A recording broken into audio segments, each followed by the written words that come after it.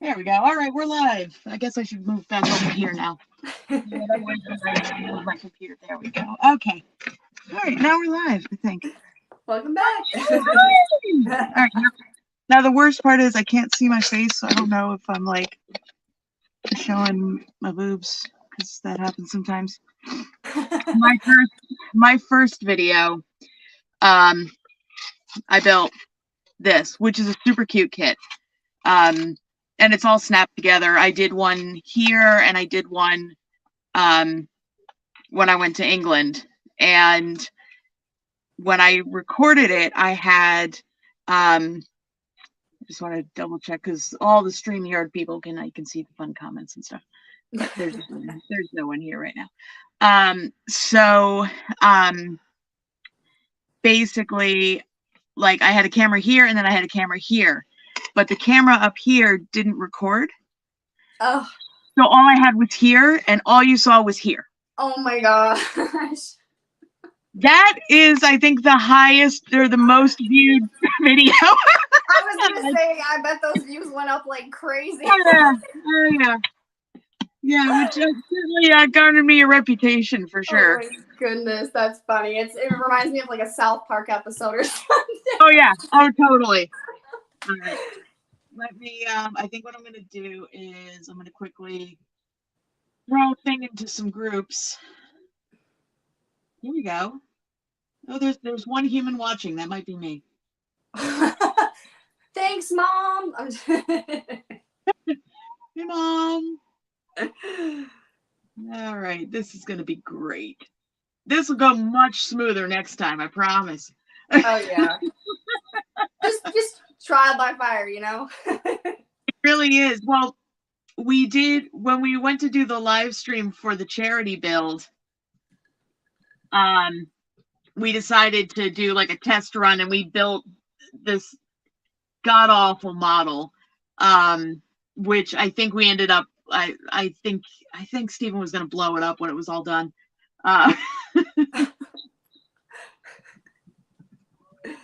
That's funny. There we go. I think that's going to show the live stream. Yay! Awesome. Okay. All right. So, yeah, I mean, I'm thinking this is going to be less of like a chat show and more of we're just going to build and chat while we build because, Sounds good to me. I mean, I got some things. I always got something to build, so I'm always working on something. What are you working on? So currently I'm actually doing like a Weirdos model kit, and I'm doing the Drag Hag. It's one I've been wanting to do for a really long time, so I'm super excited about it. But yeah, the priming and just the sanding and the pieces of this kit are like different than anything I've done before. You know, there's definitely a lot of little pieces and stuff like that. So that's what I'm doing right now. And last night I went ahead and sprayed the like exhaust pipes with like some gloss black. Nice. I know what you're thinking. Oh my God, no, not the exhaust. That can't be black. But what I'm gonna do is my dad suggested I go ahead and use these chrome mirror paint pens. So hopefully after I put these on top of the black, it'll give it like a really chrome sheen. It should. I ended up getting these, believe it or not, from Dollar Tree. Really? And I can't find them anymore, but they had them for 5 seconds. I was like, you know what? They're only $1. Well, now they're $1.25. But it's not the dollar store anymore. Now it's the $1.25 store. But yeah, they work really well. It's just you need to seal them afterwards because as pretty as they look, even once you let them dry, if you rub your thumb over it, it's gone. Yeah, I heard that they take a really long time to dry too. Like that's crazy. That's crazy. That's my biggest issue is allowing things to dry. I am not a patient person. Me neither. Which is funny because, you know, we live in a world where everything's just such instant gratification. It's like, really, I don't want to wait for this to dry now. I really don't. Yeah. But apparently I'm going to. All right, I got to stare at this now because this is going to be turning into a giant Muppet. I got to figure out, like, am I going to strip the chrome, or am I just going to let the chrome shine through? Am I going to try and paint over the chrome? Decisions. Yeah, I kind of have to like stare at this a bit and go, how I had a really great concept. Now it's like, I don't know how I'm supposed to implement this. And what do you got going right now? What project are you working on? Oh, well, I literally just opened this. Oh, wow. Okay. You're doing a motorcycle. This is, I've built a couple of bikes. But let me go over here. Yeah, this is for a build off for customized models. Which I don't think I invited you to, but I probably should. So Joe, who runs How to Customize Scale Models and a little more, has a bunch of different groups, and apparently someone's trying to call me. They can take off. Of course, now it's just gonna vibrate my phone. We're just gonna work through it. So he's got the how-to group. Then he's got another group that's just called Customized Models.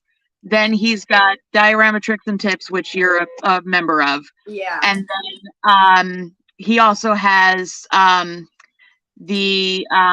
it's a truck group, the semi-zone, whatever you want to call it. You know, kind of funny. Semi-zone. Semi-zone. Yeah, he did that on purpose. So that's all about trucks. Yeah. So in customized models, he is doing a basically a bike build off. And I've never actually done a build off because I am a slow builder because life happens and I have to put building aside sometimes. Yeah. So, but I decided, I'm like, you know what?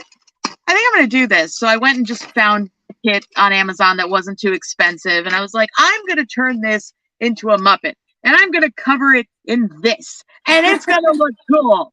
And then I'm like, cause I'm envisioning like, you know, googly eyes and glitter and all of these things to make it look more like a Muppet and less like a bike. That's gonna look wild. I can't wait to see how that turns out. Where'd you get the idea? I don't know. I just sat there and went, because, you know, I asked him, like, so what are the parameters really for customization? He's like, well, you know, you can put, you know, you put like the hoses in. I'm like, Tamaya kits come with the hoses. It'll be technically considered box stock. It doesn't work for me. And I'm like, I can't paint it. I gotta add something fun to it. Sure. So hey, Paul, if you're still watching, I don't know if you missed it because I'm sorry, I've completely tuned out to the all of the little oh, I'm just reading the comments now. Sorry. So yeah, so I'm building this for those of you who are just tuning in. And it is a 1/12 scale, and it's going to be looking like a giant Muppet. So, but I am going to look like a giant Muppet. I don't know what I'm going to name him yet, but or her. I might actually, just because it's a Tamaya model, I might name it Tammy. Are you going to put the googly eyes as the headlights?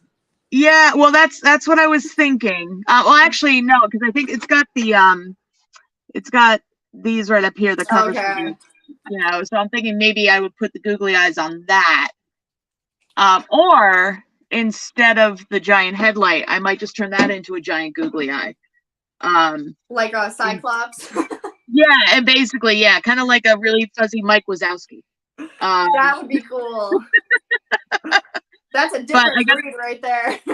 But then part of me is like, because originally I just wanted to do all pink, and my local craft store didn't have just pink fur. I would have had to have ordered it, and I was like, no, I'm going to start this. And then it was like a week later that I finally am sitting down to do this, and I could have ordered it, but then I'm thinking, okay, well, it's got all these colors. What if I actually just individually cut out the little colors so I do make it all pink? And then I'm like, I don't know if I'm going to be that extra.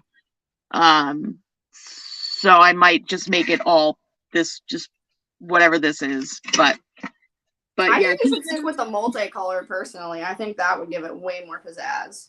I think so. I mean, growing up, my mom and my best friend's mom had a little like puppeteering company thing. They would do like birthday parties and stuff. So I've always kind of been surrounded by Muppets, not to mention the fact that my dad kind of looked like Jim Henson when I was younger. So for me, That's hilarious. Oh god. for me, it's like the Muppets kind of hold a place, like a really special place in my life. And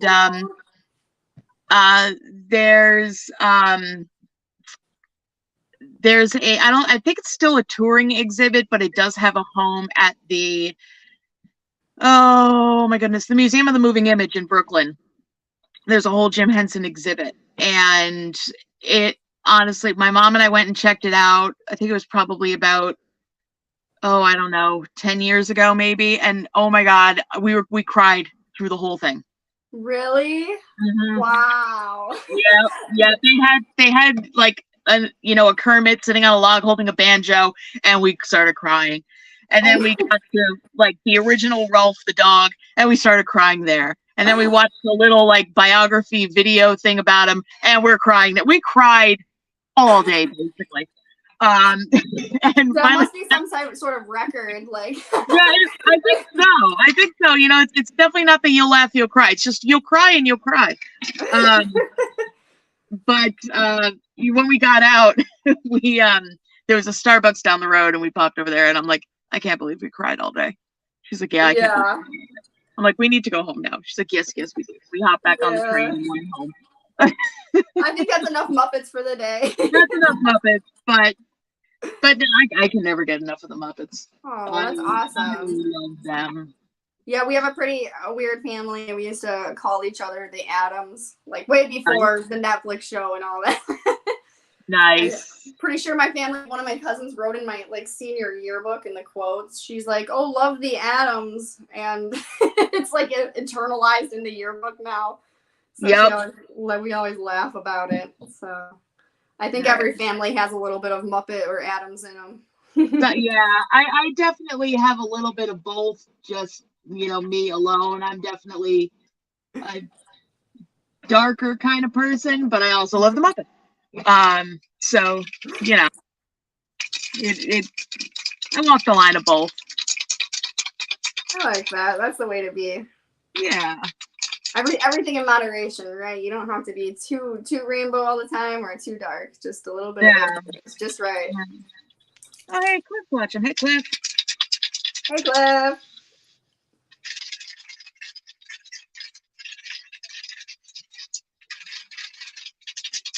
Don't mind me. I'm just gonna stand here and just shake this for a while.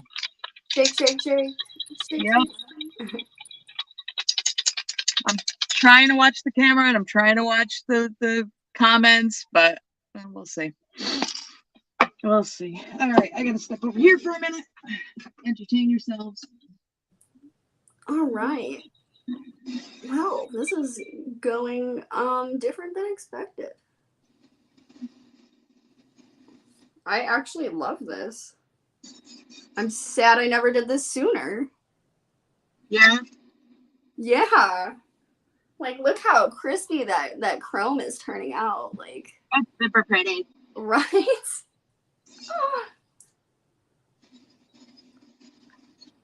New tricks unlocked.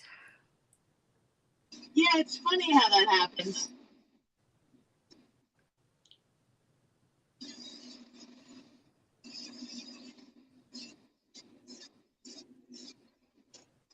I am breaking all the rules and priming all of the black parts pink. Rule breaker over here. Oh, yeah. Yeah, I lead an exciting life. I was thinking about like doing a model, but just in like a time span to see how it turns out, because I'm similar to you where I have to take my time and I'm hyper perfection. I was thinking about just doing like 100-hour model or something like that and see how it turns out. I thought that might be fun. Yeah, I tried to do that with that dune buggy, and I'm like, I'm gonna do this in a day, but I didn't actually start until like 2:30, 3 o'clock in the afternoon. I'm like, that's a whole day. Just like 3 hours. And I got to the end, and I went to go put the wheels on, and the model is god awful. to begin with. And I went to go put the wheels on, and the tires are two pieces. So it's Oh, the front of the tire, you put the wheel in, then you snap the back to it. right. And I went to go do that, and I'm like, why is this not fitting? And I applied a little too much brute force, and the front part of the tire just snapped. No. I'm like, well, I guess I'm Tears. not finishing this. Yeah, I was gonna say R.I.P. after all that work. Yeah, basically, that's kind of what I did. And I was like, forget this, and I just threw Oh it yeah, out. every modeler's favorite feeling, just hearing that plastic snap. Ugh. It hurts. It hurts. I was gonna say it hurts the soul. It does. It's crushing. It's soul crushing. That's funny. Yeah, there's just and I typically don't, Cliff, I don't really have that issue with too much brute force, but this time, yeah, I cried a little, Oh and I was like, yeah. you know what, forget this. Honestly, this whole kit was difficult to deal with in the first place. I did kind of like touch it up a little bit and kind of filled in the cracks, kind of, sort of, but you can kind of see. Oh wait, where's my camera? You can kind of see clit. Wait, maybe you can. There is a definite gap in there Oh somewhere. yeah. So I was just like, you know what? Forget it. I mean, the body came out all right. It was just, the rest of it just, eh. That stinks because all it takes is like one little thing, and especially if you sound like me, where you're just like, oh my god, no. And I will tell you, this kit left a lot to be desired in the first place. I bought it, I think it was maybe the first or second time I went over to the UK, and I was like, oh, that looks fun and it's cute and I'll have a little dude buggy. And then I opened it up and I'm like, this is gonna suck. I am not a fan of this already. Yeah. So much cleanup, so much just everything. Oh yeah, when the molds and the trimmings are just like so bad. Ugh. Yeah. To begin with, I mean, I get it because some of the kits are really old, and they just don't have that good the good edges and everything like that fit everything perfectly. Yeah, and I definitely have one of those too with model kit. It's just garbage. The guy at the hobby store was like, "You're gonna love it. You're gonna think it's great," and I'm like, "Okay." And then I take it home and I open it up and I'm like, "Oh, yeah." And I liked it. It was a very, very old mold, and I was not happy with it at all.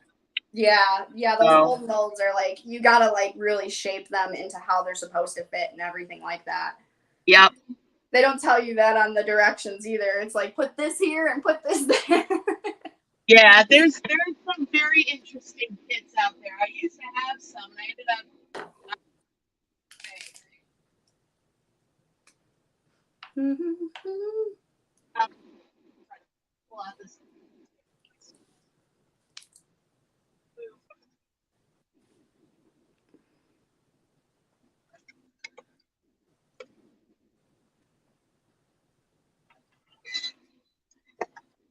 But yeah, it is very everything's red, which and apparently it has a very detailed engine. Now that is definitely open to interpretation.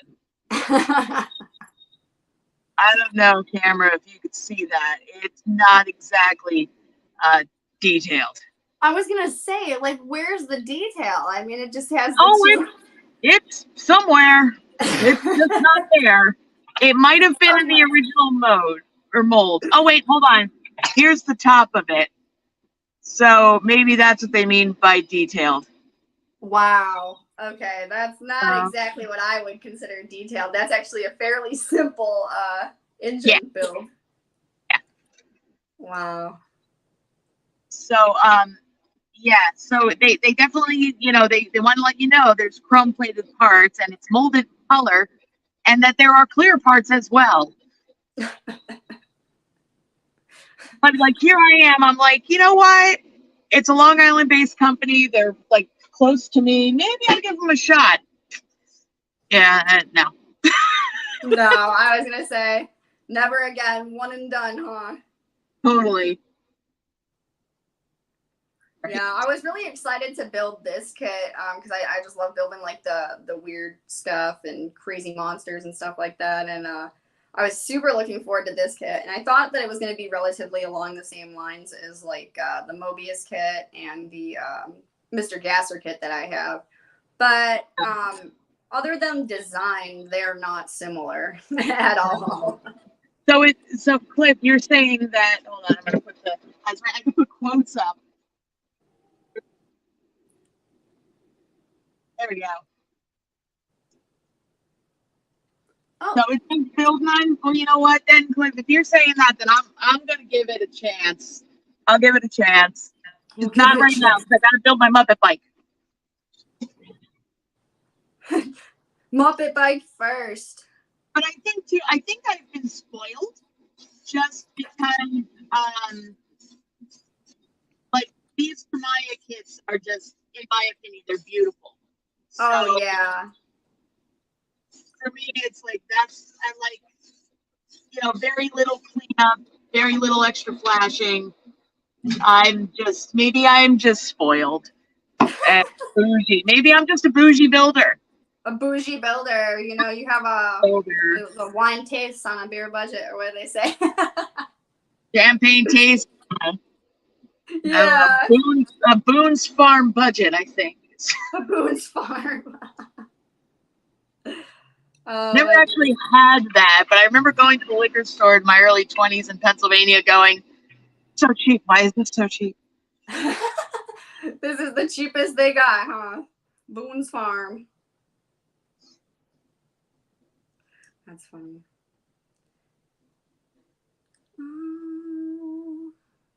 Okay. So I am learning that this stuff is definitely a one pass over kind of thing. There you go. Yeah, you don't want to, because it's just not dry, like you said, by the time that you want to do like a second layer or something. Yeah. So you gotta kind of just really get it all in the first try. I see what you were saying. Part of me is wondering if I just paint over this in pink, what's it going to look like? If you paint over the pink? If I paint over the chrome in pink, I'm going to try just doing a little part of the sprue and see if it shines through or if I need to kind of water it down. I'm just trying to figure out exactly where I'm going to go with this, and I honestly don't know where I'm going with this. And you said that you're not gonna prime it, right? No, I am. Well, I don't know about the chrome parts, but I'm priming the rest of it right now. Okay. Cool.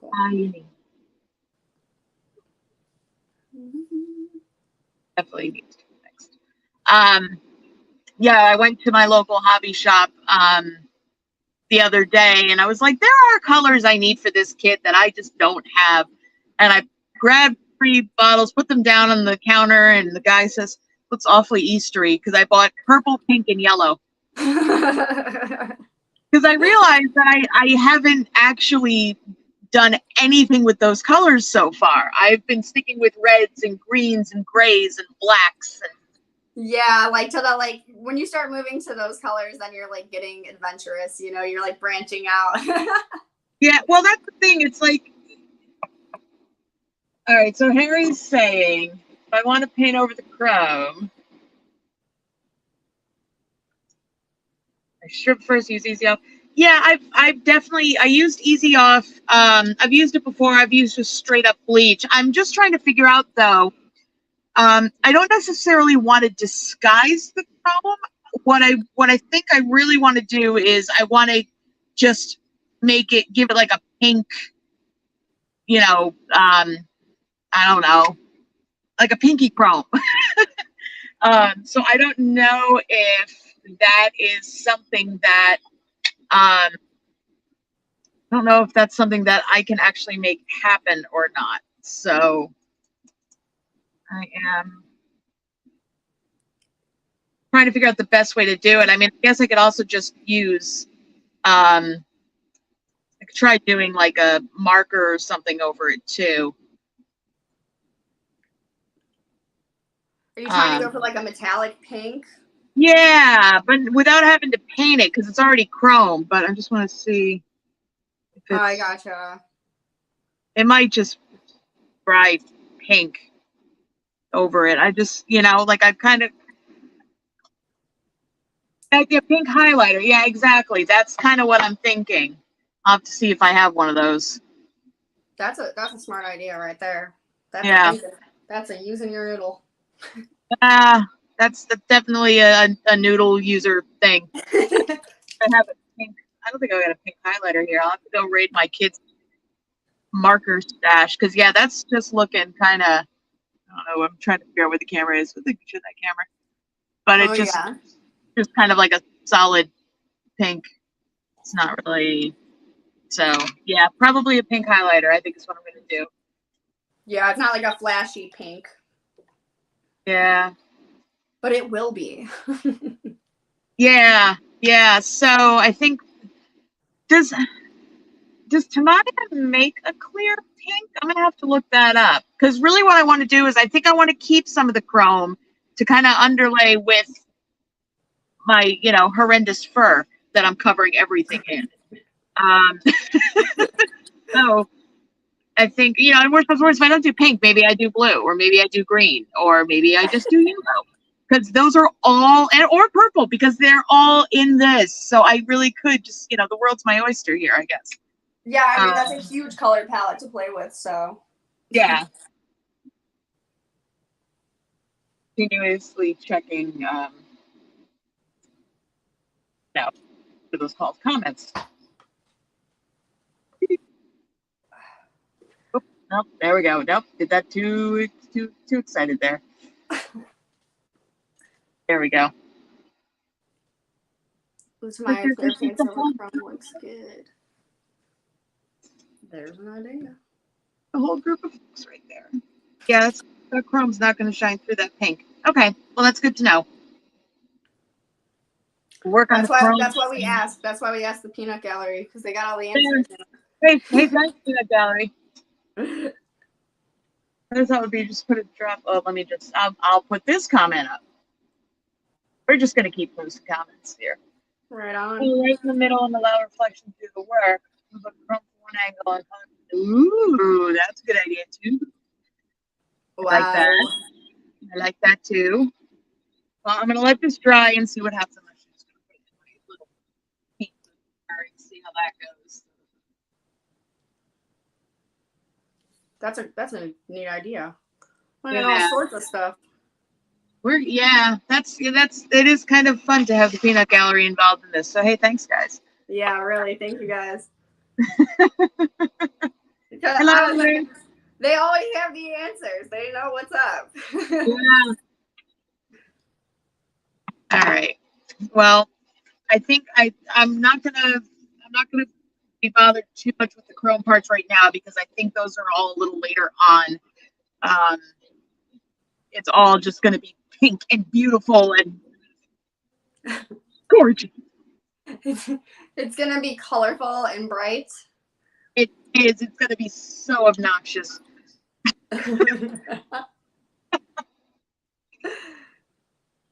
That's what I like. I mean, that's the stuff I like. I like the loud stuff, the wacky stuff. It's always cool to look at.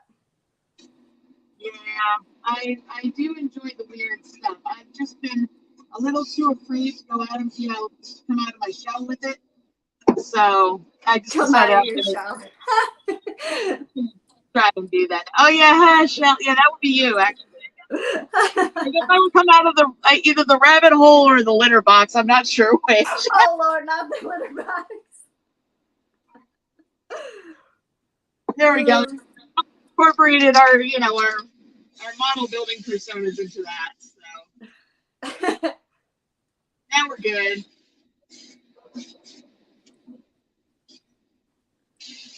Don't dry. Yay.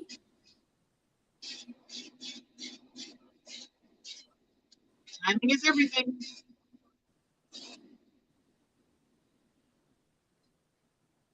I know with all these things, like even the Bondo or the putty that I use, like There's a very small window that you got to get everything on and in the right spots at the right time.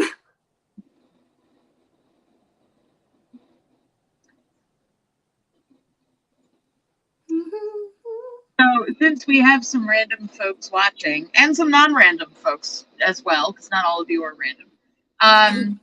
So one thing we are doing as well, I just like petting. I'm just oh, thanks, Tori. I love you. But oh hi. But one thing we are trying to do, I did just create a and it's not to be, you know, sexist and, you know, exclude people, but because ironically we're also trying to also be inclusive as well. I do have a Facebook group specifically designed for female model builders. So mainly just to kind of give us girls kind of a safe space. And I know that probably sounds a little like, you know, I don't know, whiny, but I think, and I think some of you have heard me complain about this over the years. And I just had another one yesterday. It's very difficult to post stuff in Facebook groups without getting DMs from creepo dudes asking for photos. And I'm not saying that there wouldn't be creepo women asking for photos too, because, you know, life. But they're out there. They are out there, totally. But I think that although there are some amazing, tremendous builders out there who are very welcoming and very wonderful, and many of them are watching this video right now, there are definitely some of the larger groups. It's intimidating for women to post in them because they're either going to be, you know, most of the feedback is positive, but occasionally there'll be people who are just like, well, you're a woman, you can't build. Or they're going to be like, oh, wow, woman must get photos, must send pics. No, just no. Their brains just go to that. I know. Yeah, they are out there, and like I think that's great that you're doing that, and that you started like this group, and I hope that more people join, because that was like one of the things that really helped me was actually seeing your video and being like, wow, okay, so not so bad being a female in a male-dominated hobby, you know? No, it definitely isn't. I mean, you know, the male to female ratio is, you know, kind of cool. But I've always been in, you know, stuff like that. Like I was a drummer in high school, and it was me and 10 guys. Like I'm used to that kind of stuff. But right. You know, and thanks, Harry, for that. I appreciate that. And yeah, you're right. You will get it everywhere. But I want to see more women involved, and I think in some of these larger groups they are, but in some of the smaller groups, and by small I still mean like 3,000 to 10,000 people. I don't see a lot of female representation. So if women are more comfortable posting in an all-female group, I want to make that space available. So if you know of anybody who is interested in joining that group that fits that profile, it's called Female Extreme Modelers. I am or FEM. I am still trying to get it up and running. I've got to make a banner picture. I've got to write rules, but the group on Facebook does exist. So if you would like to spread the word, that would be awesome. Because right now it's 4 of us. 4 against the world.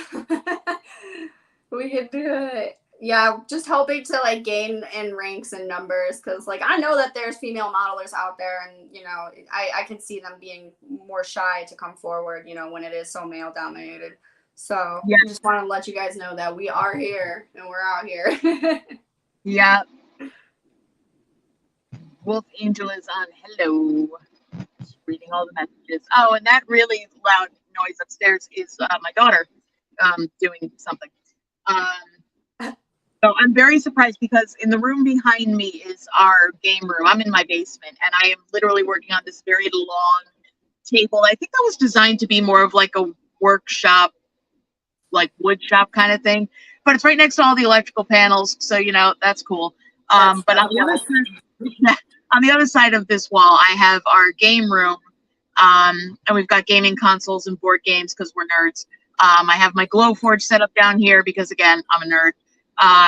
But 80 or 85, 90-pound Great Pyrenees is also in that room, and she usually barks all day, but she must be asleep. We've got a love seat down there so people can sit and play games, and I think she's asleep on it. So that's a big dog. Those Great Pyrenees, aren't those big dogs? I think they are. They're big floofy dogs. And yes, oh my God, I do need to send you the keychain.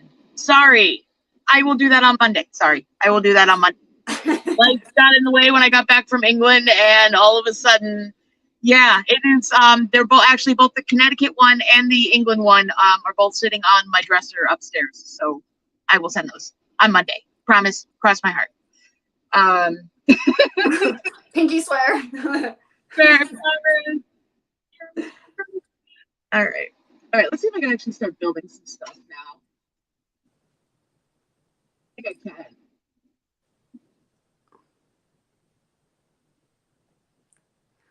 Okay. I think that will be. I'm very pleased with the way that this is turning out. I did not think it was going to turn out so well. I don't know why, but you're good. You're fine. Yeah, it was the first time that I did this method, and I was asking my dad. I was like, "Are you sure? Paint them black?" And he's like, "Yeah." But that makes sense.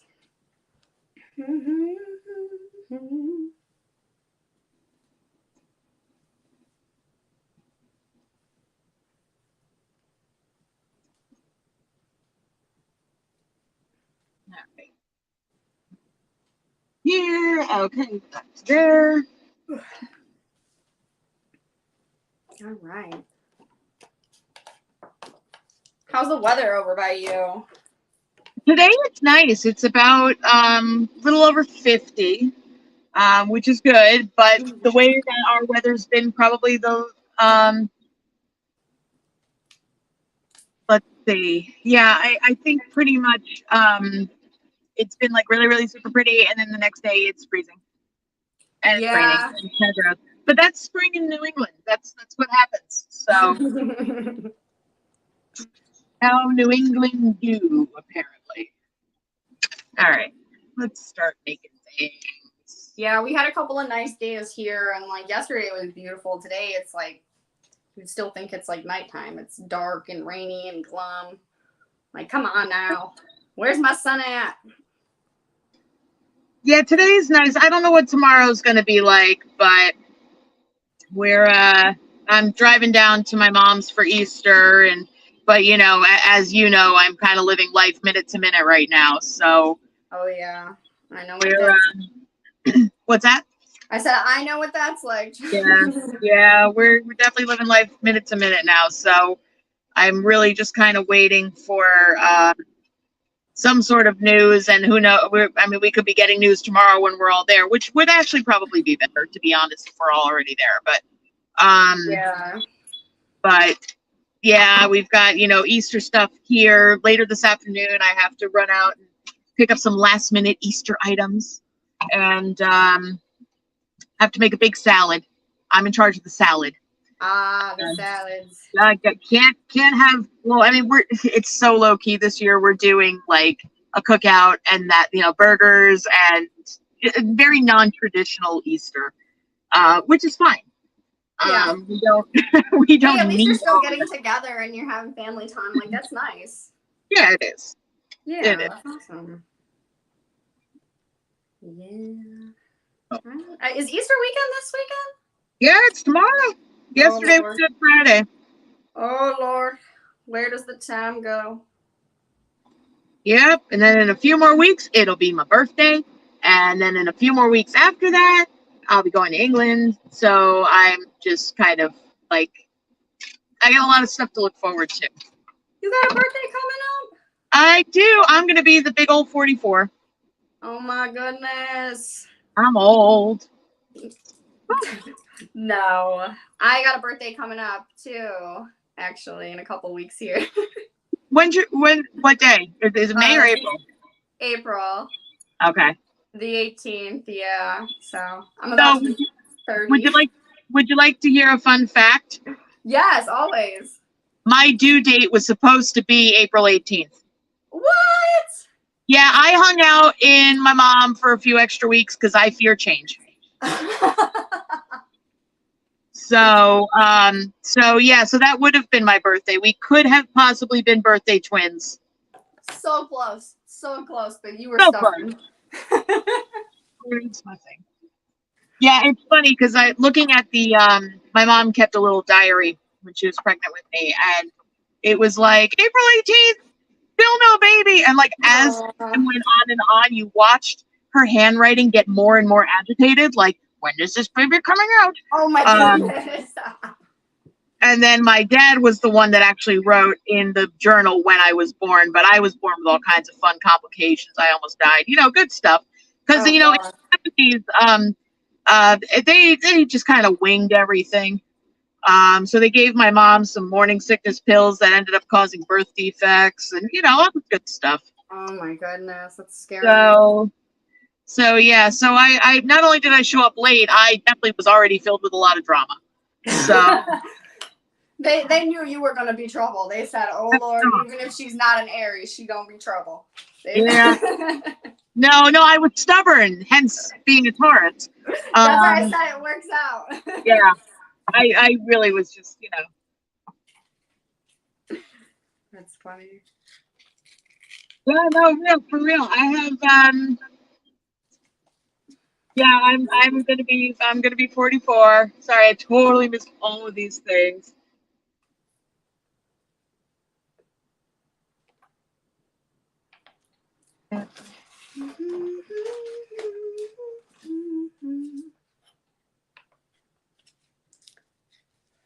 So hard.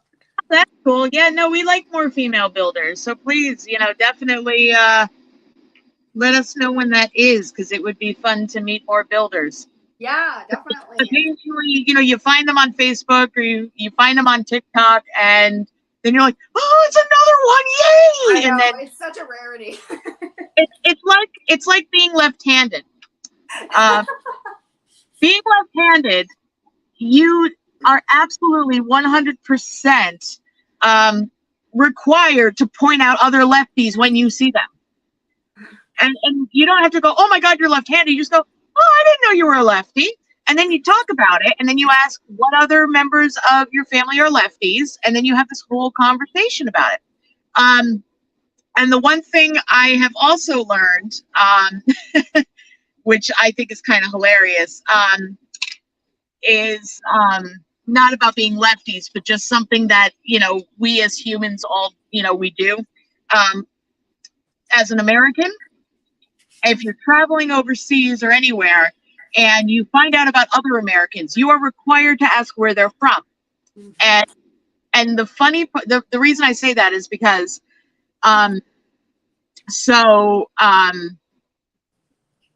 my partner he works in a very popular tourist attraction over in England, and anytime he has an American on his tour, he has to tell me. And the first question I always ask is, oh, where are they from? Like, I'm going to know them. And so he'll tell me, and it's always like Michigan or Minnesota or Montana. Occasionally it's Kentucky or, the Carolinas. And I'm like, yeah, I don't know them. Yeah. But then he'll talk about me to them. And they also ask, oh, where is she from? As if they're going to know me. And they don't. So I think it's just a thing that we do. And I think it's hilarious. Everywhere. Like, I think it's just instilled in us to just the politeness of asking, or I don't know what it is, really. That's funny. That is interesting that you say that. It's such a weird phenomenon that it's kind of like asking about the weather. Like, you always you're like, you're going to ask about the weather. Like, it's just the thing to do. That's so funny.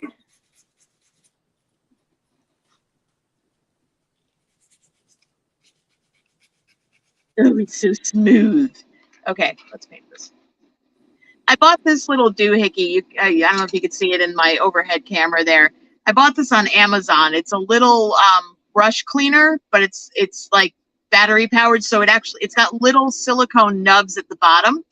So you fill it with water and any type of cleaner, and then you press the button and it spins around. But it makes a lot of noise, which is why I'm not running it right now. Okay. Does it work well though? Like, is it good? Yeah. Oh my God, yeah. What? So hold on, where's the button part? I'm gonna need a close up of that. Okay. Well, it's already pink from the last brush I did, but Okay. I might have to charge it though. That's the only thing. Is I think, yeah, I gotta charge it. Do I have an extra charger cord down here? Oh, I do. Do I? Oh, I might, but I think I've got it plugged into everything else. Let me see. Like I have the silicone too, so that way, you know, it's nice on the brush because poor brushes take so much beatings. Hold on. We're gonna unplug from here. That light's gonna fall, and that's okay. I have everything like rigged in the most complicated way ever. Yeah, it always gets that way. I don't know why, but especially when modeling, because like I'll have like my sandpaper scattered in 4 different lands, and then I have, you know, my clippers somewhere, my X-Acto blade. Yeah. Well, I was given a very lovely, and I can't show it to you right now because my laptop is in front of this. It's a beautiful little 3D printed rotating paint and brush and tool stand. And a friend of mine made it for me. And George, I don't know if you're watching, but hey, thank you. And it holds all my brushes. It holds all of my little alligator clip things. It holds my X-Acto knife, everything like that. So eventually everything finds its way back there. But all of my other storage is actually the top part of a really cool 1990s desk that has a built-in CD rack. So what I did was I took old CDs that I don't listen to anymore and popped those in there to make shelves. And then I cut on my Glowforge a little paint stand for all of my Tamiya paints. And yeah, I need to redo everything in here. You're just looking around and you're like, oh no, it's getting worse. It's getting worse. Yeah. It's piling up. Yeah. Yeah. I've been looking on Pinterest and stuff to see like how to organize like paints and stuff. And I've been seeing a lot of like people putting like bars in like with a tiny like little like almost like a refrigerator door where you gotta like put the paint in and it kind of hangs off the wall, but you can put it into the headboards. And I've seen a lot of people store paint that way, and it looks really neat. And I was thinking about maybe doing that for my shed once that gets around. Yeah. Yeah, well, that's my goal is to eventually have a she shed in the backyard for my Glowforge, for my model stuff, but also as an office. Yeah. Because my goal is to be able to switch jobs at some point this year and start working from home. Because after being in the property management industry for 20 years, it's kind of draining. So I'm just kind of tired of like having to deal with how people live, and I'm just kind of over it. And yeah, I think a lot of people, especially like if they weren't before, like after COVID hit and stuff, and they realized, you know, like even doctors' offices, it's really hard to find prescribers here because a lot of people just got so used to being at home and doing video appointments and things like that that it just wasn't necessary for them to, you know, go into these offices and stuff. So right. I hear ya. I mean, we've kind of made the society now, whereas like AI and computers are kind of like doing everything for us, and we're kind of like more homebound in general.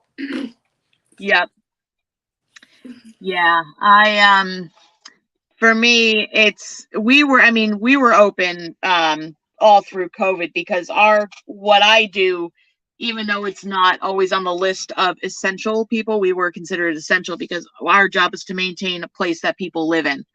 So we worked every day for the first 3 months of COVID. I was working 7 days a week, just weekends sanitizing things and running around with just bleach and it just cleaning everything. And I was just exhausted and tired, and although the money was good, it was just not something I wanted to do anymore. So eventually I just got to the point where I'm like, I don't want to lease apartments anymore. I don't want to deal with people not paying their rent. I don't want to deal with, you know, any of that stuff anymore. Everybody's irritating me. I just want to be by myself. I totally understand that. I get that. I totally get that. And that's one of the biggest reasons that I wanted to get a shed, but they are so expensive. It's expensive. It's a lot of work, and yeah.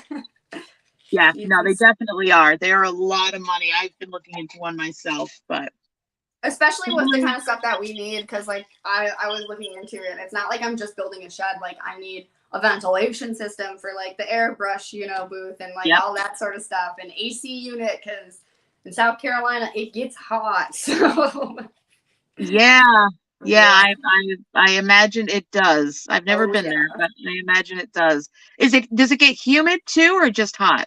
Oh, it's really humid. It's definitely the humid hotness. I actually grew up in Illinois, so I spent like most of my life in Illinois. But I mean, after living in the South, I'll tell you what, I would never go back to Illinois. No, yeah, the winters in like the Chicago area, I know because I've been there in the wintertime, are horrible. It's absolutely horrible. Yeah, I spent 2 decades there, and I was like, I can't believe I spent 2 decades here. Looking back, it's 8 months out of the year you're in ice and snow and traffic, and oh my goodness. Yeah, that's about it.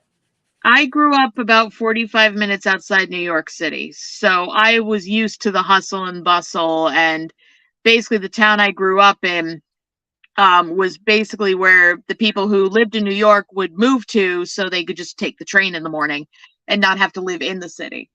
So now I'm on the other side of the state. So I'm closer to Rhode Island. I'm about 15 minutes from Rhode Island. And it's a lot more quiet here and a lot more laid back. Just really quick to answer your question, Matthew, I am usually in St. Albans. That's where I've stayed the last 5 times. I've been there, but so yeah, and I just so you know as well, typically when I go over there, there's another group that I admin on Facebook called Badgerworks Staff Canteen. It's actually the community group for Steam Geezer and Sun Independent Traders, who you can find on YouTube. Shameless plug. And I admin his group as well. So I'm always traveling over there to see him. But we do a model build meetup as well. We don't actually build, we just meet at a pub. And we usually have just a meal and talk, and whether it's model related or not. So I don't know how far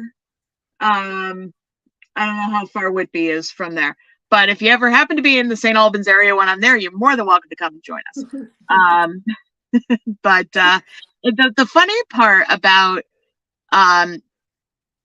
just really any place that's not what I'm used to is the concept of how long it takes to travel to point A to point B and when it's considered too far. Living in New England, I'm used to traveling either up north to Vermont or down to New Jersey, and a 2 to 3 hour drive is absolutely nothing. Yeah. But I know people who, when I travel over there and I'm like, hey, I'm going to be there. Oh, well, I live about, 40 minutes away. That's going to be too far. And it's like, okay. And then I'm like, 40 minutes? Yeah. Like, okay. Those people are a different breed. I don't know what to say, because I also have grown up around road trips and driving, and I mean it's a part of life. It's for the journey. It's about the adventure, I don't understand people. That's too much time for me. What else are you doing? I thought you wanted to hang out. And it is all relative. I mean, for people that have grown up in the same town and they don't really go out of that town, and maybe the next town over is maybe 20, 30 miles away. Yeah, okay, it sounds daunting. It sounds tedious. But I mean, for me, I'd be like, oh my God, I'm going to drive everywhere. If I wasn't too scared to drive on the other side of the road, I'd be driving everywhere over there when I go. But I know. Oops, I just got really sloppy with this. I know that I am going to be an accident waiting to happen over there because I still get car sick sitting in the passenger seat because I assume we're going to go one direction, and in my brain, we're going one Oh direction and we're yeah, that not. must be a lot. Actually, that's really different to get used to.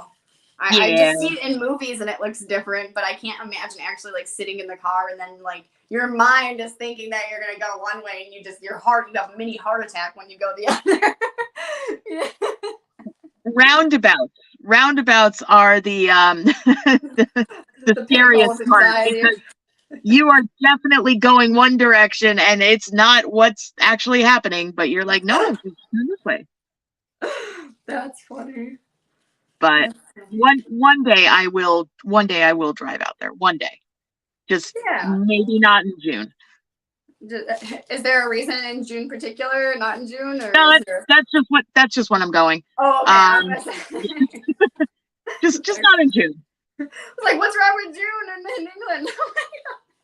Oh, you don't know? No. Oh, yeah, I was waiting for that. You don't know what goes Oh, on you don't there in know June? the story? Sorry, but Oh, you are definitely not up on your British folklore right there. years down the line, I'm going to England and I realize it's in June. Heavy breathing ensues. I'm gonna say it's gonna be like, do you ever see The Wicker Man? Yeah, nothing like that. That's all. But did you ever see that That's movie? funny. That's funny. Did you ever see The Wicker Man? Is that with Nicolas Cage? Okay, that's the remake of the Okay, but I original. haven't seen the Nicolas Cage one. The Nicolas Cage one is hilarious for so many reasons. No, the original Wicker Man was filmed in, I think, the 70s, the early 70s. And Christopher Lee is in it. And Edward Woodward, I think was his name, British actor. And it's basically this premise where Edward Woodward plays this cop who gets this letter that there's a girl who's been missing on this remote island. So he goes out to this island, and it's this very pagan type island, and everyone looks totally normal, but then it all happens to be right around May Day. And he meets the Lord of the Island, which is played by Christopher Lee. He sings in it too, which is kind of cool.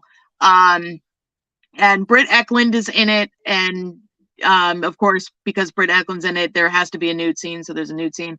And I think it was completely gratuitous, to be honest with you, but I won't give you too many spoilers, but it all basically, the focal point is all around May Day and bringing this outsider into this pagan island.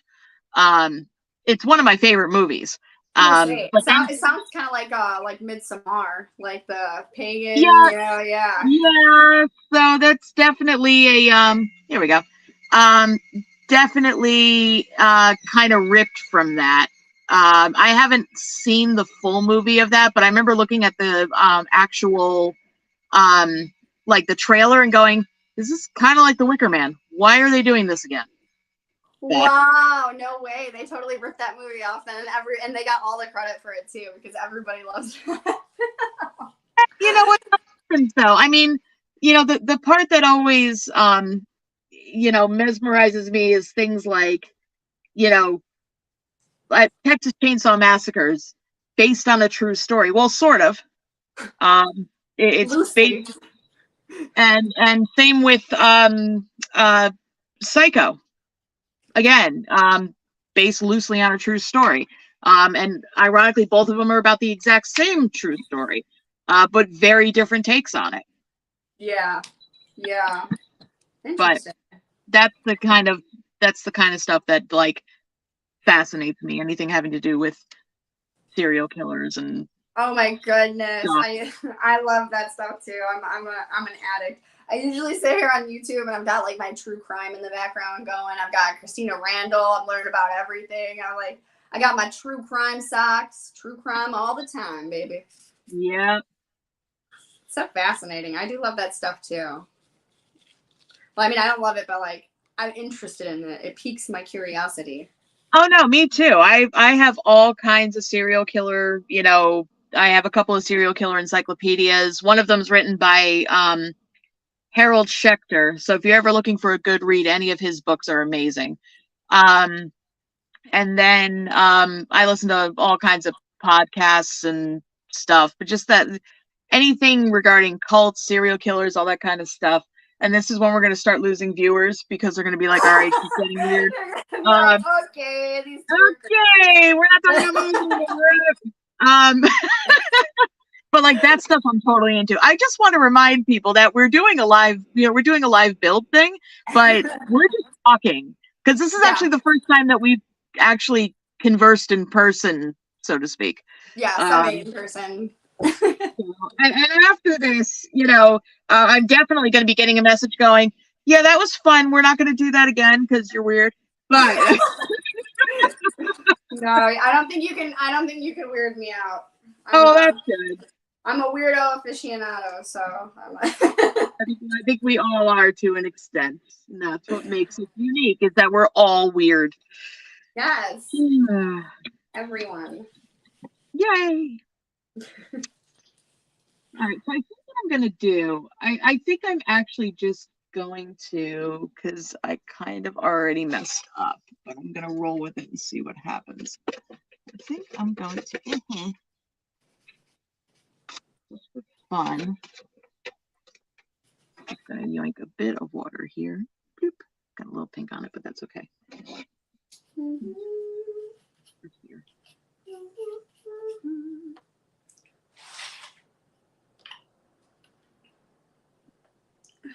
Man, I hope I got that out all the way. I've been trying to sand off this like giant mold line, but it's inside the tire, and these tire wells are really deep. So I've just been sitting here like squeezing it in, trying to get up in there. Sanding my little heart out. You could always ask the peanut gallery. Hey, peanut gallery, how do you do that? How do you take care of that? They're gonna tell me a Dremel. Watch the Dremel. They might. Do you have a Dremel? I did. So I got a Dremel in a Secret Santa drawing for my modelers club meeting, and it was pretty good for a while, but it just wasn't like meant to last. It was more of like a smaller one, with a wire attached, not very top notch. Yeah. So, but my birthday is around the corner, so there we go. Yeah. Should have made my channel the sanding snail, because that's what I'm always doing. It was like molasses. The ScaleModel sanding snail. I don't know how you would turn that into a logo, though. Yeah, you're right. You could always just change the ground that the snail is on to a beach. I mean, yeah, I would. I don't think. Yeah, I don't know how much the snail would be able to get around, but the beach land snail. Yeah. It's funny you say that, because I'm actually part of a Facebook group called GALS, and it stands for Giant Land Snails. It's like Giant Land Snails, gastropods and Giant Land Snails. That's what it stands for. But it's all for the gals. That's awesome. Yeah, I am a fan. I do like the snails. They're cute, The beach snail, that's going to be me, hopefully this summer. See, that's all you, because I turn into a giant tomato when I go in the sun. Oh. Yeah. So I enjoy being my pale gothy self. I do. Yeah, I love the sun. I just like to be out in the sun all the time. I like to fish in my spare time when I get a chance. So my daughter likes to fish. Really? Yeah, she my brother and sister-in-law have taken her fishing a couple of times. So they actually got her own, fishing rod and little tackle box and yeah, that she does. That's that. Awesome. So yeah, we know nothing about fishing. So we kind of just roll with it and go, cool, yeah, we'll totally go fishing somewhere. Yeah, we'll go to the creek with you and just stand by you for a few hours. And we'll cheer you on and go, yay, you caught a thing. That's awesome. Part of you. You got to teach them when they're young, you know, got to hook the worm, you can do it. Yeah.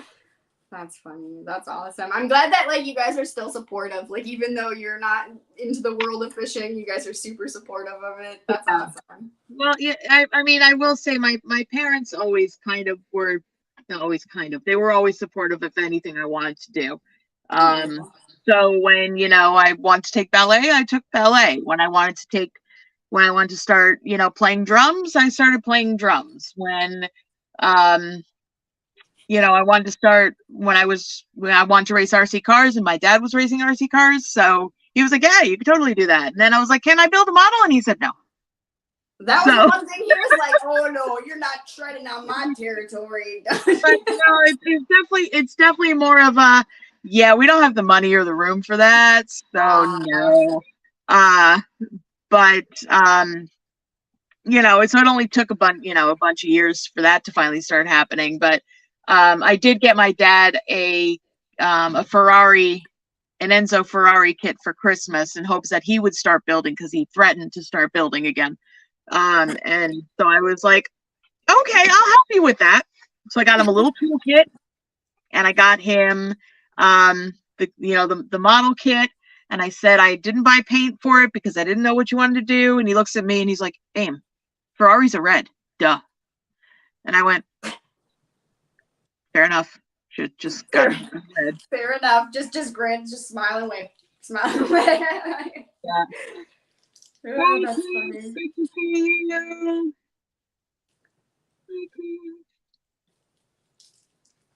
Oh no, you're not leaving. I'm sorry, Cliff, you're staying. Sorry. Bye. Who's leaving? Bye. Yeah, I thought it was Cliff. I see. I totally lost track of the chat. So like I just quickly looked and I saw, you know, Cliff saying goodbye, and I was like, oh, Cliff's leaving. And I'm like, no, he's not. No, I think he's still there. I'm just sorry. I was like a lost child wandering into a living room in the midst of a conversation and having no idea what's going on. That was a great analogy. Ooh. So Kellerman lives in the Upper Mojave Desert, not far from where The Hills Have Eyes was filmed. That's pretty awesome. That's pretty awesome. I appreciate that. I appreciate that quite a bit. That's cool. Yeah. That's a good movie too. Oh yeah, I remember when that came out. That was scary when it first came out. That was one of the scarier films I've seen. What movie scared you the most? When you what movie was the first movie you were like really scared of as a kid? Like seeing that you were like, oh my god. So for me it was, hey, my husband's on camera. Hey. What? Yeah, your arm. You see your arm. It's right there. Arm. Yeah, you have an arm. So probably, okay, the earliest I remember being scared watching a movie was the scene in E.T. This is how old I am. When E.T. gets discovered and he shrieks, and that scared me, but I was like 3. Then we were watching Indiana Jones and the Temple of Doom, and right at the end when everybody melts, that also scared me. But the movie that had really messed with my head was Poltergeist, and here's why. Oh. It's not because of the movie itself, but it's because being a young impressionable child of 3 or 4 years old and being told I looked exactly like the girl in the movie. Oh. In my 3 or 4 year old brain, I thought I am the girl in the movie. So when all this stuff happens, I'm thinking it's me. And I remember we had a family movie night and we all watched the movie, and like something came on the screen and I freaked out and I ran into my room, and then I realized I am in my room in the dark by myself. This is just as bad. So finally some relative came in to check on me and stuff like that. But I think over time, the movie that probably has continued to scare me the most is probably The Ring. And it's just because of the what the people look like after they actually see the ring and their face gets all like weird and distorted, and that just freaks me. God, have you seen the movie, the what is it, the Scary Movie? It's like the fourth one. Me Yep. and my brother refer to that scene all the time where they're like, oh yeah, look at Greg, he's over there and his face is all like Yep. It's hilarious. That always makes me laugh. That's funny. Yeah, that movie definitely did scare me too as a kid, The Ring. And I remember like the 7 days and everybody was like, oh my God.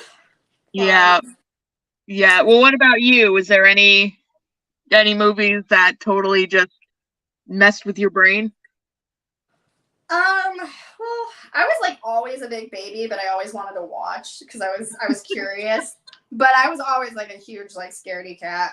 But it wasn't until I think I was like in 3rd grade and my mom had brought us over to like these kids' house down the block so she can hang out with the mom, and we were allowed to go watch a movie, and she was, I guess that was the movie of choice. We chose the woman who lived in the house that my mom was visiting. She was like, oh, we just watched this horror movie last night. It was so good. The kids got to see it. So we all like, you know, all 6 of us kids just go into the, you know, room and we're watching the movie with the lights out and it starts to rain. And the movie was Ghost Ship. Now, I don't know if you've seen that movie, but Lord, let me tell you, it was storming outside. And there was the scene where the rope comes and slices everybody and dices them like sashimi. And I lost it. It was the scariest thing I ever seen. I remember going back home. Oh, and on top to top it all off, the lights went out because it's storming so hard.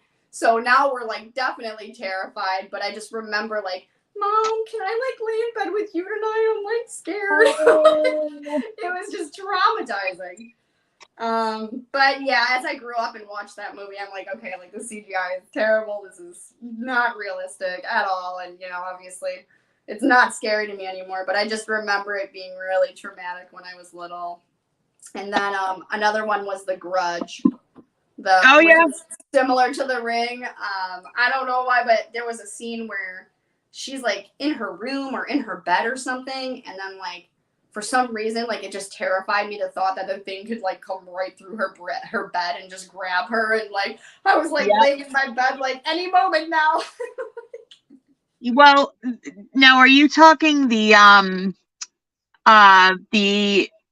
US version of The Grudge, or are you talking about, I think it's Korean, it might be Japanese version of The Grudge? I'm not sure, actually. I wouldn't know. Did it have Sarah Michelle Gellar in it? Yeah, I think it was the American version. Okay, so it's the American version. Yeah. Again, and I can't remember if it's Korean or Japanese. Ju-on is the name of it. And that's what I watched for the first time. And I own it still somewhere. But that was one of my favorites. And then I got into this whole craze of watching all just Korean and Chinese and Japanese horror movies. And they all have like creepy long-haired women in them. And really? yeah, it's just a theme. And then I started playing horror games on, like, I don't know if it was Xbox or PlayStation. Oh my goodness, I can't remember the names of them, but it's like these 2 girls and they discovered this village and it's filled with ghosts and there's a lot of jump scares and they can only see the ghosts in their camera, and it's actually a very, very good game. I just got into horror games. Yeah, like Silent Hill. How about that one? Yeah, Silent Hill's pretty good. I did play the Saw video game. That was very good and like nerve-wracking because there would be these challenges and you only have like 5 seconds to press a button to make something happen. And yeah, I killed a lot of people. I was not fast enough. That's apparently. Funny. I was always scared to play those. I was a big baby. Like me and my brother, we got together one night. Oh, we lost you.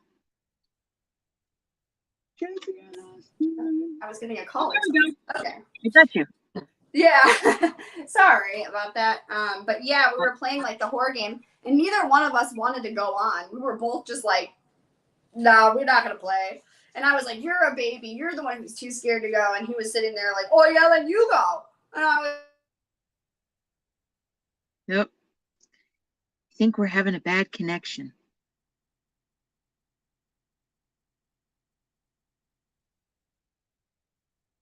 Yeah, I think we lost her. Did we lose her? I think we might have lost her for a minute there. Let's see. No? Maybe we lost her? We might have lost her. I'll give it a couple more minutes. Oh, nope, I'm hearing things. Oh, there we go. There we go. Sorry, I don't know what happened there. Hey, you're good. I was getting a phone call and oh, it just burped. Thing. Yeah, and I tried to turn it off too, so I wouldn't. On my phone settings, you can go to like do not disturb, so that way, like. Yeah. But apparently that didn't work. No, that's okay. That's fine. I was just like, I don't. Am I going to end the broadcast? Should I end the broadcast? Who knows? It's technology. It's fun. It's fun. It's just a minor inconvenience. Minor thing, not a big deal. It's fine. No biggie. Like, part of me is sitting here going, I want to make this paint look really good, but at the same time, I'm also sitting here going, I'm going to be covering this in fur. I don't know how detailed I really should be getting with this. Yeah, you're starting to hyperfixate on like the parts that aren't going to be even showing. Yeah, and I'm like, I really need to detail this and make it look really pretty. No, I don't. I need to slap some paint on it because it's going to be covered in fur and glitter when I'm all done. Yeah. Like I'm already looking at the tail light right here, and I'm like, you know what I'm going to do? I'm going to actually cover this in cosmetic glitter and just put a clear coat of paint on it and just glitter bomb it, and that's what I'm going to do. So that'll be fun. Yeah. Yes, in a former life, I did a minimal amount of glitter body art. So like glitter tattoos and stuff like that. And I'd have the stencils and yeah. That's fun. Back in my convention days, but I still have a lot of the I still have some stencils. I have a ton of cosmetic glitter. All different shades. So yeah. I put it to use somehow, right? Yeah, basically it's just sitting there being glitter in a bottle. So I think I'm going to actually just cover this in glitter, and that's going to be the first thing I'm going to glitterize. It's going to be fun. I think I'll glitter it from the inside though, so it doesn't like chip off, because I have a feeling that'll happen. I'll glitter it from the inside. So that'll be fun. And let's see. You just got to remind yourself, this is going to be covered. I don't need to keep working on this. Yeah, that's exactly it. It's like, oh, well, yeah, I kind of put a paint blob over here. And, oh, I didn't. You know what? It doesn't matter. It doesn't matter, Amy. It doesn't matter. It doesn't matter. Doesn't matter. I'm going to make myself a little sign up right above here. It says it doesn't matter. Don't worry about it. Yeah, forget about it. It's fine. There you go. Forget about it.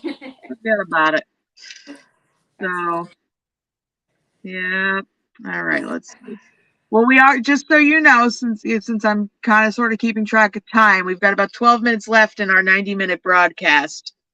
I got you. Yeah, I'm about wrapping up here with the sanding anyway. Probably going to make myself some lunches. I really haven't gotten much done. I did a lot of priming, and I did some cutting, and yeah, and a lot of thinking and a lot of talking. Hey, but that's the fun part. That is the fun part. That's true. That's very, very true. All right, let's see. So that goes there. Does that go there? Where does that go? Where does that go?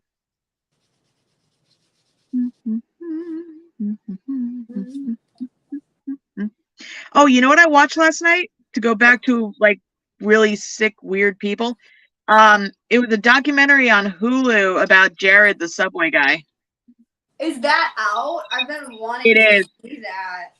It is. It's on Hulu, and there are definitely trigger warnings, and there are definitely viewer discretion is totally advised. Advised. It is he was one is he's still alive. He is one sick human. But the documentary itself was very good. Frustrating at times, but it was very good. If you're into weird documentaries, then this is one of them. Oh, I definitely am. And he's in jail for good, right? Like no, he had a total of, according to the documentary, 14 victims, and he only got 15 years in prison. Oh my gosh. He is not in for life. Infuriating. Infuriating. Yeah, it definitely is. But I've been more like, that was kind of just a side trip because I realized I've been watching way too many documentaries and shows about the Nexium cult. Which was, or Nixium, I should say. Nexium is the sleep stuff. Nixium cult. I was gonna say the sleeping cult. What? Sleeping cult. Yeah, I do a lot of sleeping. It's one of my favorites, actually. I'm a big proponent of that cult. Where do I sign? Nobody joins a cult; they just join a place where they can sleep. That's. Oh, okay. That's great. But yeah, I don't know if you know anything about it. It was a very recent, as early as a couple of years ago. It started out as a life enrichment, self-help, be your best person type program that you could buy into. They always do. And it was all run by one person, and he had this woman who he basically groomed without her realizing it, to basically be the president of the company and the spokesperson who ran a lot of the seminars. And basically, he focused on beautiful, smart people who were also incredibly vulnerable. Oh, so he's such a predator.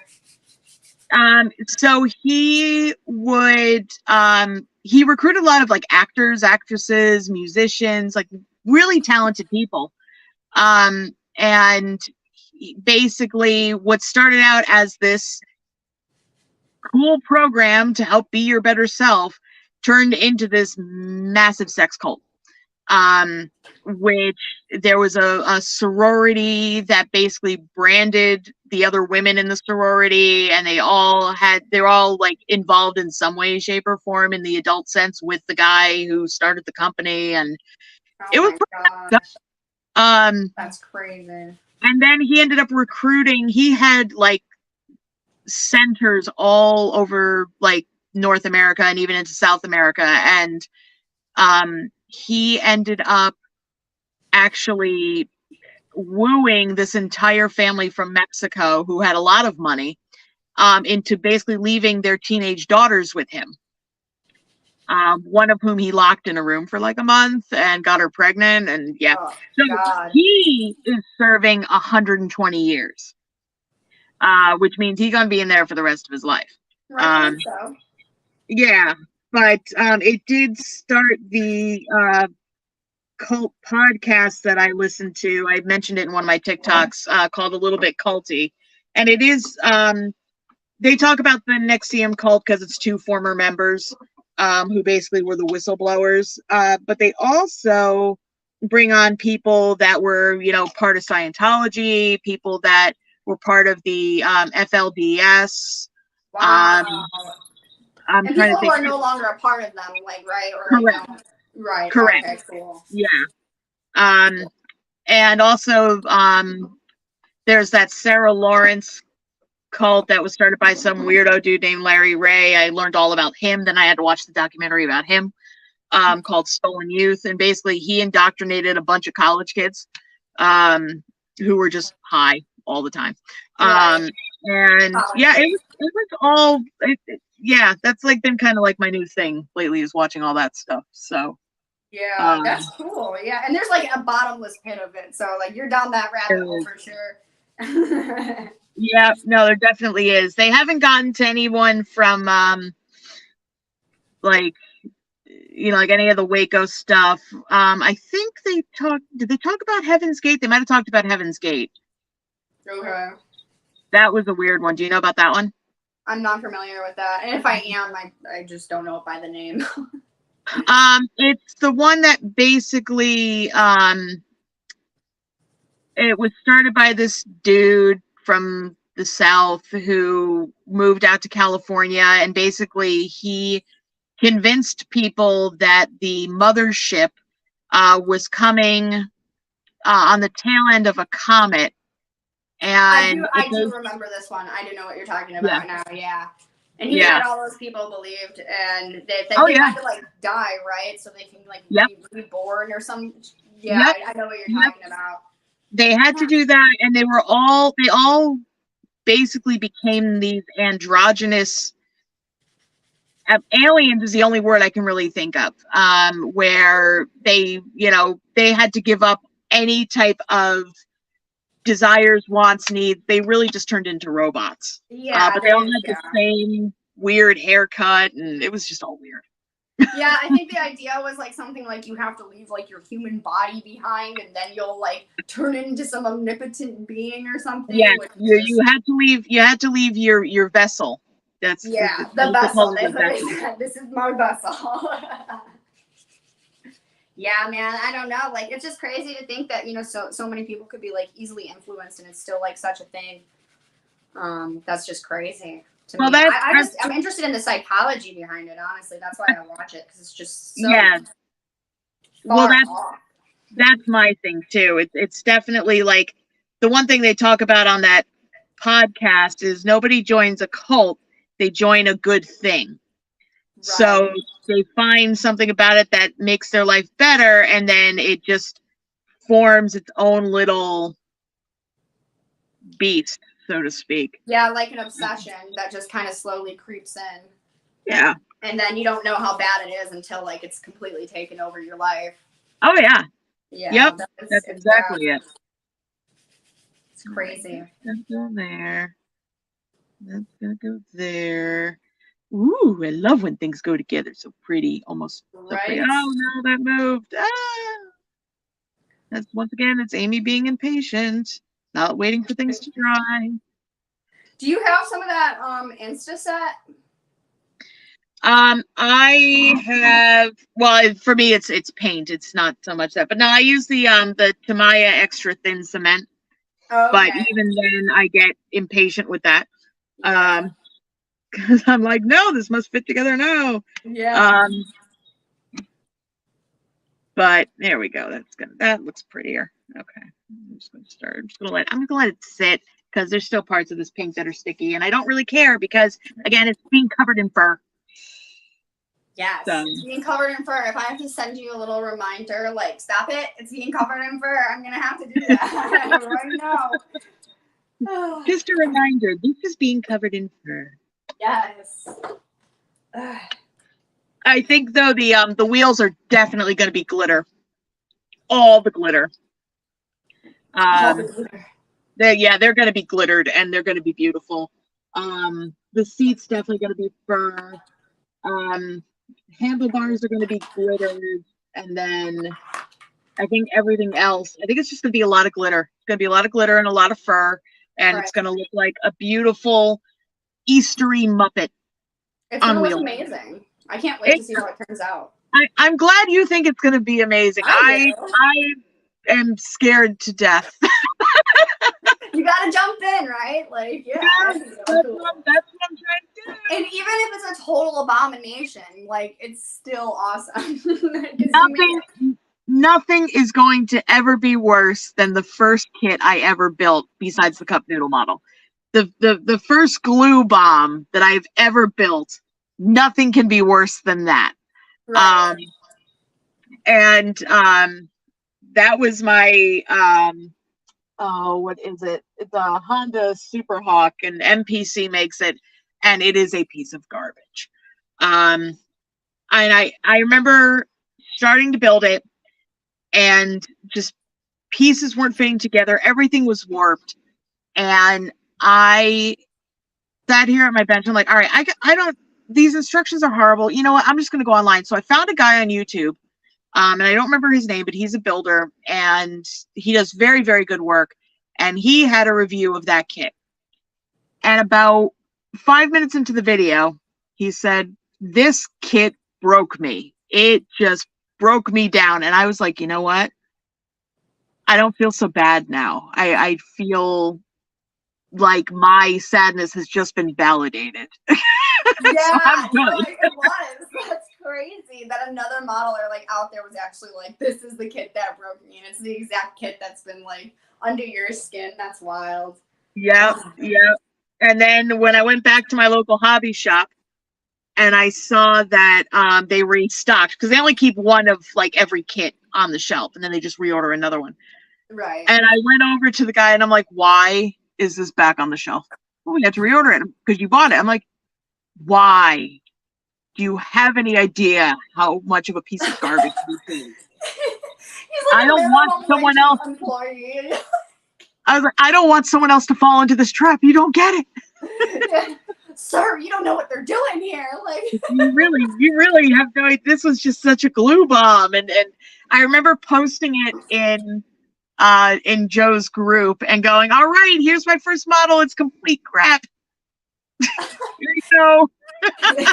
It's complete crap, and here it is, a finished product. Built a thing. You see a wheel fall off, you know. You know, kind of. Hold on, I'll show it to you. It's oh Lord, here we go. Look out now.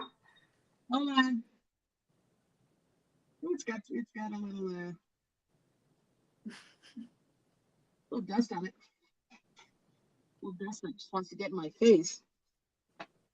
So here's my glue bomb. I can't. It's god awful. You can see it up in the camera up there. Hold on, let me figure out where the lens is. There we go. Glue? I will tell you that everything around the front wheel has probably about 60 layers of glue on it. Everything let's see. I think the kickstand fell off of it, so you know that worked. And then everything over here is barely hanging on by a thread because none of it fit right. Parts that were supposed look underneath. Just I know. That's why I was like, oh Lord have mercy. I ain't never seen that much glue on a model. This is at least it's on the bottom. This is just crap. It's absolute crap, and everything was just so warped, and I didn't know how to fix it, and I didn't think to ask. I thought, okay, it's warped. I got to just roll with this, and I should have asked more like, what do you do when the exhaust is just going like that? Like, wait, what are you supposed to do with that? Yeah. So I just kind of rolled with it and just finished it, and then I cried. Have you brought it to any shows and just kind of like stood on the sidelines just to hear people walking by, oh, holy crap, that's a lot of glue. I don't know, you're just standing there like, oh, that piece of crap, that's not mine. Like MPC stands for major piece of crap. That's what it is. No, to be honest with you, I haven't actually attended any model shows over here yet. I've attended one over in the UK, but no, I haven't done any model shows yet. I prefer to kind of just do this kind of stuff and not like put the pressure on like high stakes like yeah, basically. Oh basically. My goodness. Let's see. You did build a motorcycle for my JV last year. This year, I've built a couple of bikes. I glued that one together, which really I could have just taken all the parts and put them in like a Ziploc with some Loctite and then just shaken it, and I probably would have come up with a better bike. I do have somewhere, I don't know where it is right now. I built another Honda, but that was a Tamiya kit because I needed to treat myself better. So that one was Just treat great. yourself, huh? When you buy those BunnyKitten, you're like, oh, Yeah. let's treat myself today. I'm going to show myself that I'm worth something different for that. And then I had, wait for it. Then I've got my monkey. Now this was a cute build. Really, really easy, super cute. That's awesome. Is that Tamaya? Yeah. Nice. Yeah. This one I bought overseas, and I probably paid too much for it. But I liked it. It was cute. It was little. Right. For me. But yeah, I haven't built a bike since. I don't think I have any more. Oh well, I have this one that I'm working on now. Dirt. Yeah, I was gonna say, except for your new creation, which will be Yeah, awesome. Pink Monster. So the Muppet Mobile. Muppet Mobile. Yeah, we're gonna call her Tammy. She's gonna be named Tammy. So all right. Well, we have reached the 90-minute mark, and I definitely, yes, Cliff. I am going to. I'm hoping to get to NNL East later. I think it's later this month. So I'm just kind of living life day by day right now. So I don't know what's going to happen, but as long as nothing catastrophic happens, yes, I will be at NNL East. Yeah. So, but yes, I have to go because I have to get a bunch of Easter stuff wrapped up, and I am. Okay. Well, yeah, I will. I don't think I didn't do it last year, Cliff. I did. Let me post that there. But this particular one I am doing for a different build off. I might have to try and I don't know if I'm gonna have time to do another one. But I'll message you separately about that one just to see if I have the time to build it. I've got 2 months to build this one, and I might need all of the time I can get. So, but anyways, we're gonna have to do this again. Yeah, definitely. I had a lot of fun, and I got some stuff done in the process, so that's great. I think I got something done. I don't know, but yeah, we'll figure it out. Craig, we're probably gonna do. We'll probably do this again. As long as I haven't scared anybody off. We'll do this again, definitely. All right, so yeah, we'll definitely do that. For those of you who have not subscribed or followed ScaleModelSnail, please do. She's on Instagram, YouTube, Facebook, TikTok. That's actually where I found her. But apparently she knew of me already, which was creepy. I was lurking in the shadows. You were looking in the shadows. And for those of you that follow ScaleModelSnail, if you want to deal with my weirdness, you can find me at BunnyKitten Builds on all of those platforms as well. I think we are both. Are you at 1,000 followers yet on TikTok? No. We're striving for TikTok, so we'll help us get followers. I think she is definitely further along though than I am. But I've just started doing the TikTok stuff. But yeah, please subscribe to us both. So thanks, Craig. I appreciate that. Yeah, we'll probably do this craziness again, and hopefully we'll get the technology back online faster than me futzing around going, how do I add things to this stuff? We'll figure it out. But it was fun, and it was nice to finally chat with you in person. Yeah, in person. Yeah, no, I had a lot of fun too. I'm really glad, and I hope to do this again. So yeah, we will. We will. But, all right, and thanks everyone for watching. We'll probably see you on our respective channels soon. All right, bye. Bye.